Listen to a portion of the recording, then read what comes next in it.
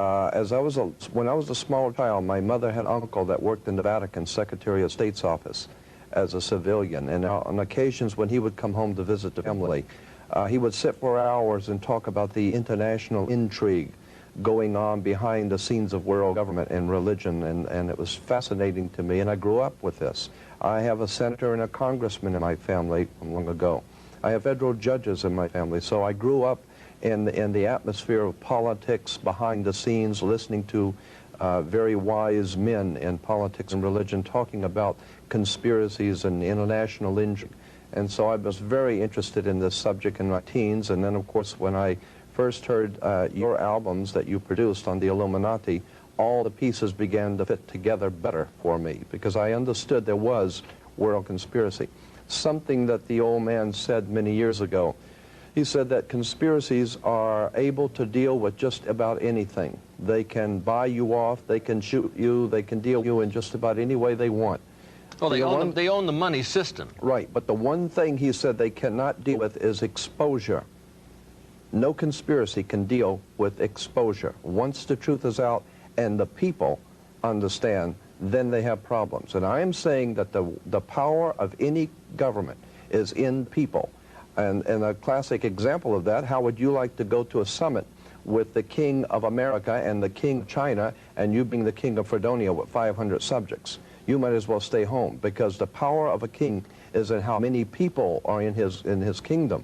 So the point I'm making here is that there is a tremendous power in the hands of the people of America if they would just wake up, because they are the power of this country. The people decide what will happen, and the people have allowed these things to happen and allowed them to continue to go their way and be entertained, and that is the problem that we're facing, not only with the religious and political leaders that are part of this, but the real problem is the people have allowed it to happen.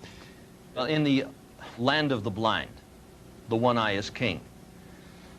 Terry Cook, you came on strong and heavy just a few years ago, and you become the expert on this new computer chip that's supposed to go in the back of the hand. It all relates to this Council on Foreign Relations group, the Bilderbergers, the Club of Rome, this oligarchy who's trying to bring it all about. That's right, Anthony. Let's make a very complex issue as simple as possible for the people's benefit. The New World Order really consists of three aspects.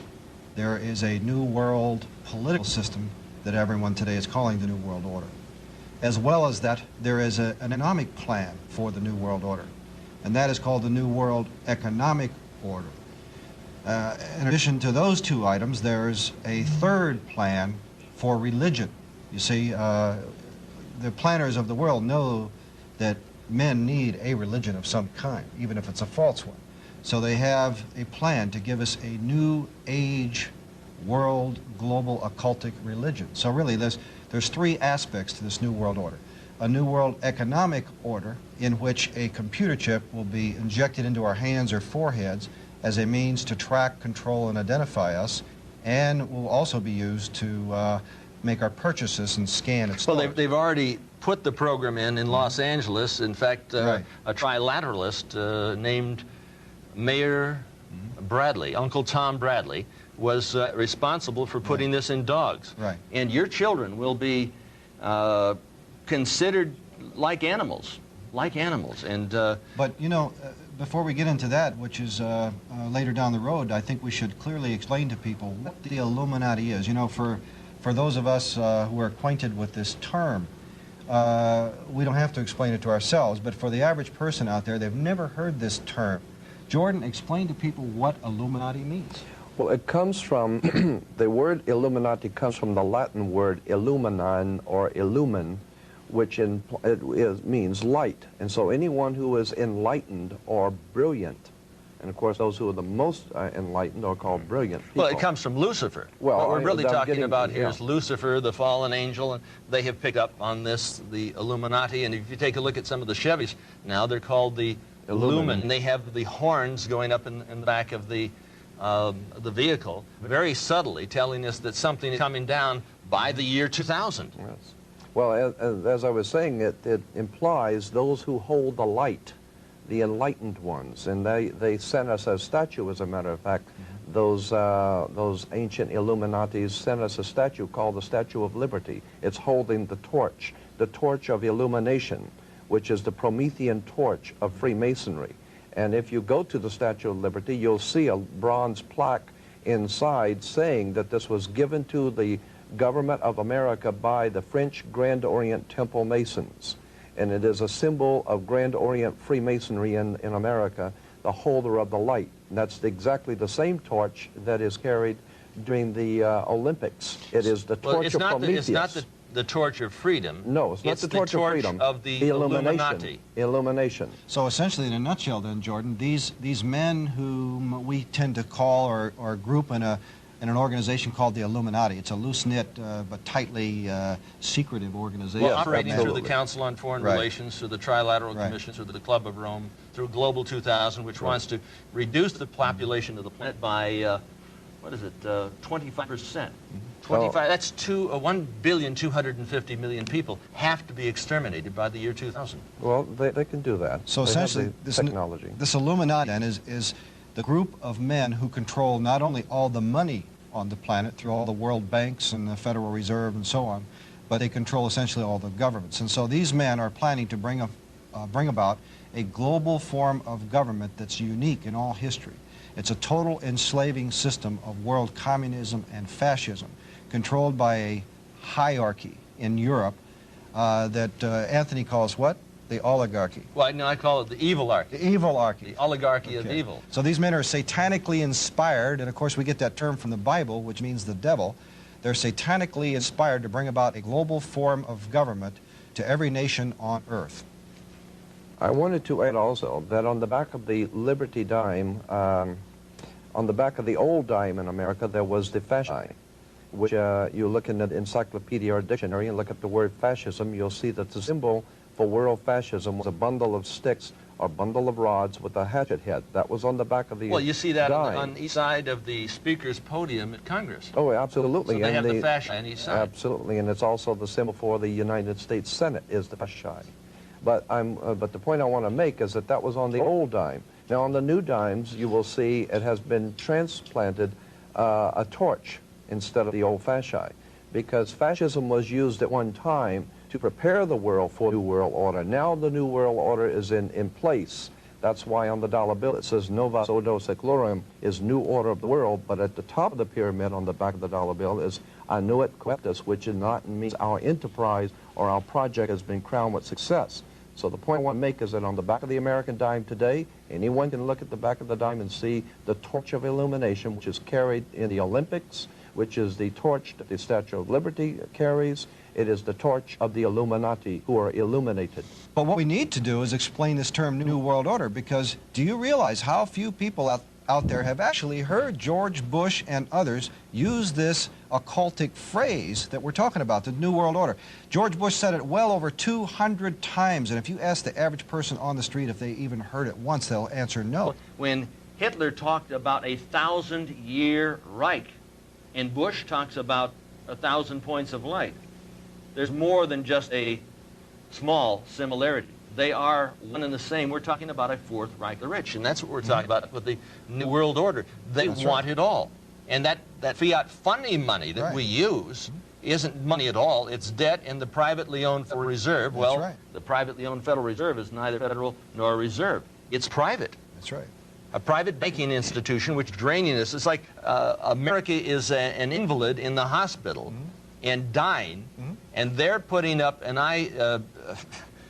IV bleed to bleed us of the remaining blood that we have to bring us down to the very bottom. That's absolutely correct, Anthony. And since you brought up the Federal Reserve, let's look at the back of our dollar bill and analyze the symbol of the Illuminati. That's what this is, folks. It's also a Masonic symbol, but it's the symbol of the Illuminati, which controls, as Anthony said, all your money through the Federal Reserve, all the U.S. government money, and through other world banks, all the world's money. But this is their symbol, and this is basically the all-seeing eye of Lucifer, Satan, the devil. And what this inscription means here is announcing the birth of the satanic New World Order government. And Jordan, when was this placed on our dollar bill and by whom, and what was the story? Well, it was placed in 1934, 35, I think it was, originally on the dollar bill. But what I wanted to draw attention to is the fact that it's an Egyptian pyramid. And you had better look at the idea of why an Egyptian pyramid is on an American dollar bill. Well, it's a symbol of slavery, Jordan, because that pyramid was put together with slave labor. And on our dollar bill, this is the reverse seal. And if we take a look at the schematic of Washington, D.C., we see the layout. Right, but it was also one of the greatest bricklaying projects the world has ever known. And bricklayers are referred to as brick masons, so it is a symbol of the Masonic orders of the world. That makes sense. And it is a very powerful symbol that has been used by the ancient secret societies, and I am here to tell you that that pyramid called Cheops Pyramid is a very important symbol to the world Illuminati. And they're constructing the Illuminati Luxor up in Las Vegas. Oh, I understand. On Las Vegas Boulevard. I was up there with our cameraman here, and is that a new hotel in Las Vegas? A new hotel, 33 stories. I mean, with the capstone. What's the significance of 33, Anthony? Well, I think Jordan would be better able to answer that. When we get into numerology, that is a whole interesting subject of how numbers are used by the ancient world. 13 is an unlucky number, we're told. It's a satanic number. Well, but it's called an unlucky number because originally it dealt with Jesus and his 12. Jesus and the 12 make the 13, upon which a new order of life would be established on earth. The conspirators have then seized upon this term of the 13, Jesus plus the 12, and have begun to build on that a new world order. Something I wanted to bring out about this new world order, because we said we want to explain it. Let me make this point, that Europe is referred to as the old world, and anything coming from Europe is old world. When you understand that Europe dominated the world for almost 1,600 years, and the Vatican dominated Europe. The Vatican dominated the old world order. Those banking families that were Roman Catholic banking families of Europe were the powers of the world. They dominated the world. With the coming of America, America becomes known as the New World. Remember, Columbus discovered a new world. When we hear the word New World Order, we're talking about a fraternal order of power, religion, money, operating out of the New World, America. But a satanic, occultic, evil form of power. The big picture, they want it all. They want to enslave your child, your wife, your mother. There isn't anything that you ever had. There isn't anything that you own. There isn't any right that you possess that they're not planning on taking away. They want it all. You've got a choice. You can join in this fight, or you can die as a slave. When George Bush used this term, he used several other terms that went along with this term, New World Order. He also said 1,000 points of light. He used another term, New Age. Another term, peace and safety. Jordan, who else in history has used this terminology? Well, of course, all of the despots of history have used similar terminology, and it's always been the same concept of a total world domination. Go back to Nebuchadnezzar and in Babylon, talking about how he had gathered all the peoples under him and how impressed he was with himself. You go down the line, and all of the great dictators and tyrants of the world have always dreamed of taking over the world. But everyone tried it the wrong way. Everyone has tried to take over the world with military, and everyone has discovered that military will not work. You cannot police and militarize enough to take over the world. So the Illuminati in 1776 developed a whole new concept of how to pull this project off. Instead of trying to force people into a new order or a totalitarian dictatorship under military, which you cannot do because people are always going to rebel at that, the idea was developed by Adam Weishaupt to create enough violence and create enough chaos and enough bloodshed to frighten the world, so that the entire world of mankind would one day come to the conclusion that there's too much bloodshed, too much crime, and there's just no possible way for the human race to exist unless we come together and pool our resources, and all of us accept one government and one order, and we will all live together in peaceful, happy, on one family, and nothing could be further from the truth.